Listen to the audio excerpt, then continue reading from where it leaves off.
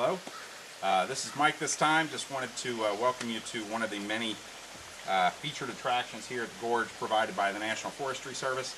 And, this is one of the bridges that they have created here for our use to cross the stream. I don't know, Alex, if you can zoom in here, you can see how really this is kind of an intentional feature really by the National Forestry Service. What with the green movement and all, they have decided to slowly deconstruct a lot of the bridges as they rot away and just not replace them, because that would actually emit too many carbons into the environment to truck in additional wood and have two-stroke engines to, you know, cut new wood for the bridge. So really this is saving our planet right here, this beautiful bridge that we have to traverse. Maybe the next time we come down we may actually get our feet wet trying to get across this little stream, but it's all for the sake of the planet.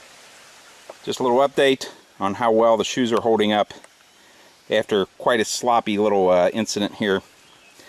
You can see that for the most part, bottom of the shoes are still clear of mud. A little bit around the base. We look at Alex here. His boots are still doing fine. I'd say he probably has a little more mud on his boots than I do on my shoes. So at this point I think it's we're dead even. I will.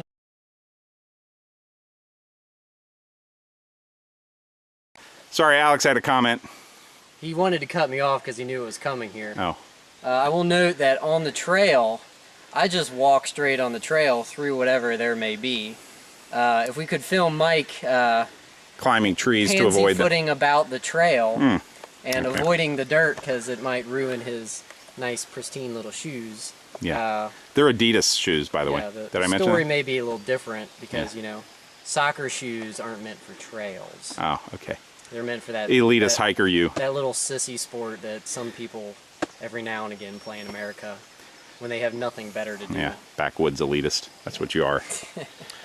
So as we're walking along the trail, see if you can see how this looks.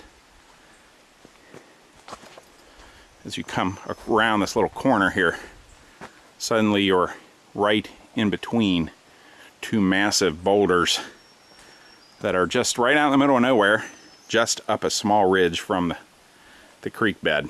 So Alex, any commentary on the large rocks? Being the good trail guide I am, you'll notice I was ahead of you. This actually was one rock before you walked up. I just kind of chiseled us a path through it so your walk would be easier. Rock whacked it would be more going appropriate. Back to your shoe problems we've already discussed. Well, I'm glad you're along for the trip. Yeah, I went ahead and moved some trees in here just to make it look more natural. Yeah. What happened to all the rock debris? Those are in my backpack. Oh, okay. Yeah. You know, pack out all the things you do. Yeah. That's right. Leave no trace. Well, actually, you should probably put the rock back once we get to the other side so that you're leaving no trace. We could do that. Okay. I think that's an option. Okay. Maybe put a little saccharine in with it to solidify it. Always be prepared. Always be prepared. Okay.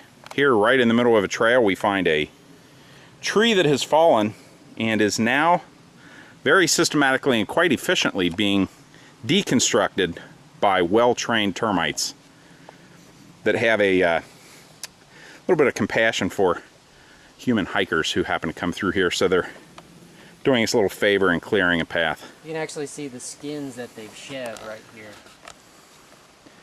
Are they like reptilian, Alex? Or are they a part of that familia, class, genus, species thing? Well, they are in the Linnaean system, yes. But they're one of those that no one really knew what to do with them, so they just kind of got thrown in there. Thrown in there. But they are skin-shedding termites. Okay, and that's probably more like an alien species. Just no one wants to admit it.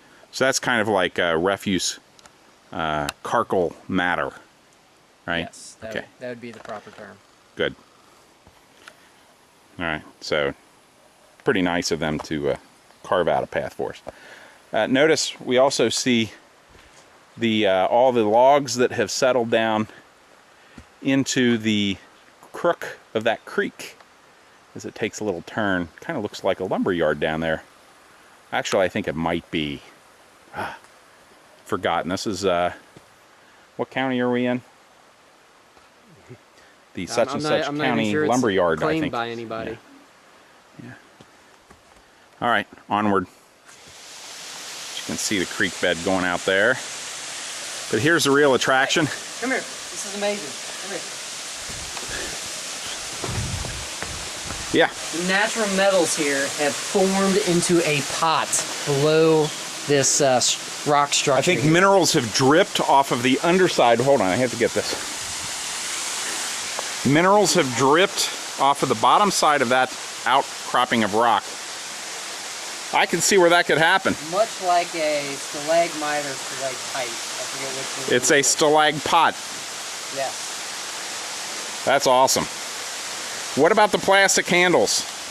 Those aren't plastic. What are you talking about? You know, I suppose other hikers could have put those on there, really. If you look at it closely, it's not well formed. It looks like it was actually carved out of wood by a hiker. Oh, could be. Maybe they're whittling to pass the time. But well, here's it does take a long time for a pot to form naturally. So billions and billions of years. So if you can take a look here, here's this whole outcropping of rock that we're looking at. Big overhang of rock. This is where we scaled down.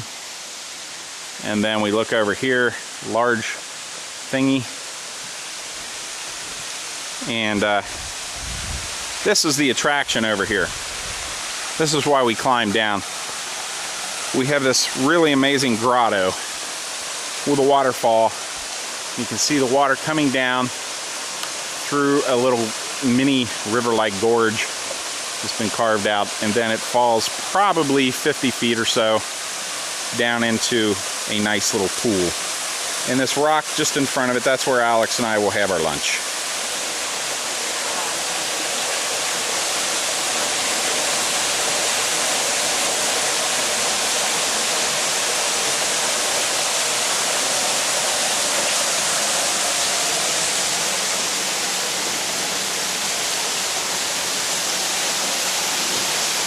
We were up there, I don't know if you can tell, but that is a rock right there. And we came down from up on top of that rock.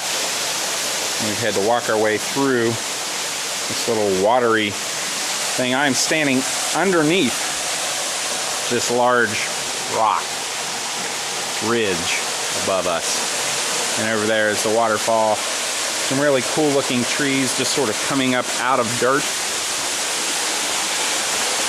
It's very muddy along here, and I'm very happy that the people at Adidas worked so hard on waterproofing their shoe designs for backwoods use, as well as on the soccer field. So there is the waterfall, and there's Alex again. Very nice indeed. So here's what is I guess a little stream that comes from the waterfall, which is behind me, all the way down from the cliff. And again, out this way, they have large boulders strewn all about. One immediately to my right, covered with moss or green paint from the locals, as the case may be. Trees growing up right alongside that cliff line. Quite beautiful down here.